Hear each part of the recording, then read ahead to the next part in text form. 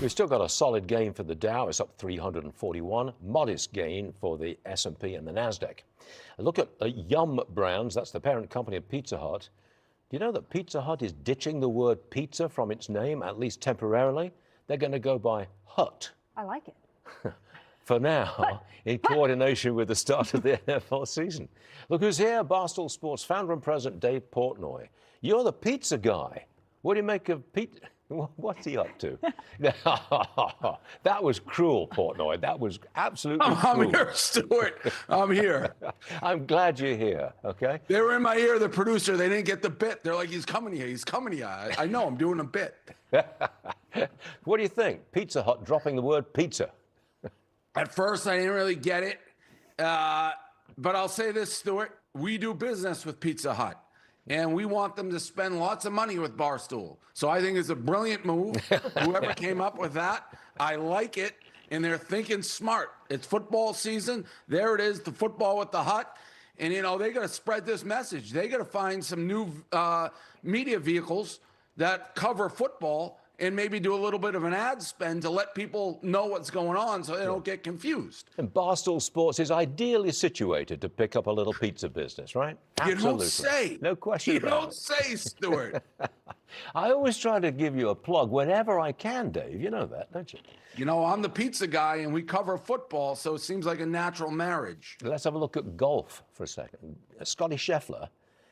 He's on the verge of breaking Tiger Woods' all-time career earnings record. He's about $1 million shy at the moment. Do you still bet on Scottie Scheffler every time? Is he the greatest since Tiger Woods? Yeah, I think he's definitely the greatest since Tiger Woods. I stopped because he's favored in virtually every match, so there's no value. And it is a little, even if he surpasses Tiger, I'd look, but the earnings and the pools have gone so far up, even from when Tiger played, where that may skew it. But no, he's the best golfer in the world. He may end up having a better career than Tiger, so you can't bet on him, though. There's no value. But he's a nice guy, isn't he? I mean, people Very like nice guy. Scottie Scheffler. He has a very good public image. I think that helps a golfer. You know, a good public image for a golfer is a very important thing. I don't know if that's true or not, but he definitely, people like him or not. I mean, Tiger had a very good public image until his wife hit him over the head with a golf club. So you never know what's going on, but everybody seems to like Scottie. What do you make of the social justice messaging that Nike has been using for a long time? You know, Colin Kaepernick and Dylan Mulvaney, all attached basically to Nike. And the stock's just hit a 12-year low. Has left-wing activism hurt the company, hurt the stock? It's tough to tell because it's one of those things. There's a lot more competition in this world as well. There's new companies coming out, whether it's like OnCloud, Noble. It seems like there's a lot more competition than 12 years ago for Nike. So it could be their messaging. It could be they've gone on base, or it just could be there's far more competitors. Like, I don't have the chart in front of me. How's Reebok doing during that time? How's Adidas? Are they up? Then you got to blame it on their messaging and marketing. If everybody's down, it may just be competitive. You never really liked the activism that we've seen recently, do you? No, I'm never a fan of it. I like to think those things are separate. But again, Nike, like the Kaepernick, I was actually, I think, on. I thought they made a good move at the time because I thought it spoke to their client base. It didn't speak to me, but you never know. I mean, I clearly have different views than the activism, so I never like it. But it is a business, so you got to see how it affects the bottom line. And the NFL has continued to grow big time.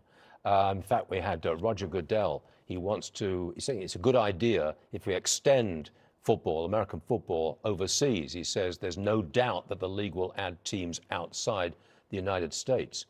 I know you're not a big fan of Goodell, but do you think it's a good idea to extend the NFL outside America?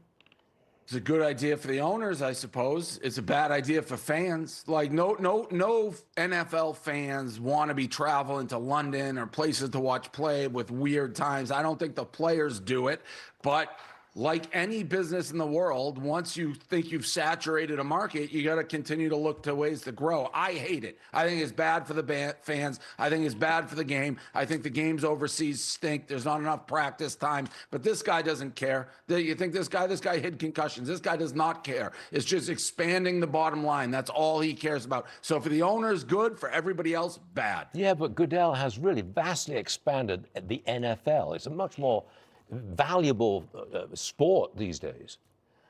Listen, me, you, and anybody with a brain could expand the NFL. It's the most dominant product in the United States. It's like, I mean, people will watch it when they went on strike. It doesn't take a genius to expand the game. People in America love football. They're addicted to football. My 2-year-old nephew who has no brain cells could expand the NFL. So I'm not ready to give this guy his flowers for expanding something that is bulletproof. This game is bulletproof. So big whoop. He happened to be right time, right place, the son of a senator who kissed butt and got the job. Big whoop.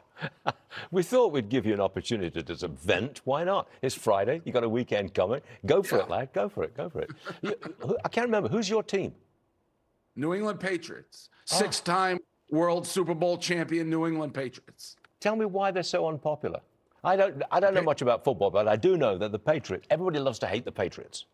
Yeah, heavy is the head that wears the crown. Everybody always wants to knock off the king. That's how it is. I'm sure any sport, you get to a point, if you're not hated, you're probably not very good. But if you look across all sports, the greatest teams, whether it's the University of Michigan in football, people hate them. Whether it's the Red Sox when they're winning baseball, and these are just random, the Patriots in football, the Celtics. When you're the best, everyone wants what you have, and they come for you. So that's just part of the deal. The Premier League soccer season kicks off today. I've endured a soccer drought ever since the World Cup ended a month ago. Dave, I don't think you care about Arsenal playing Coventry today, do you?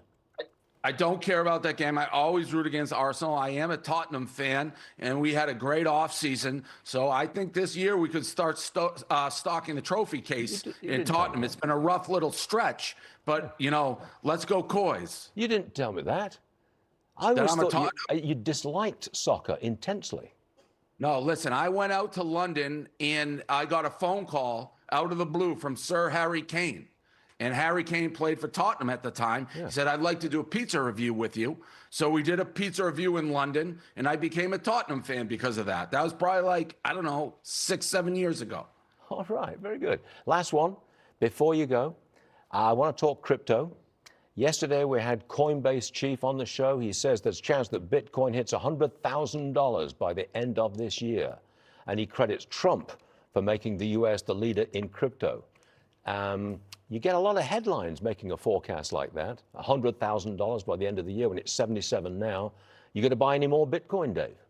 I have over $10 million of crypto. I have a ton of Bitcoin. I have ETH. I have XRP. So the last 24 to 48 hours, I'm just refreshing to see where it goes.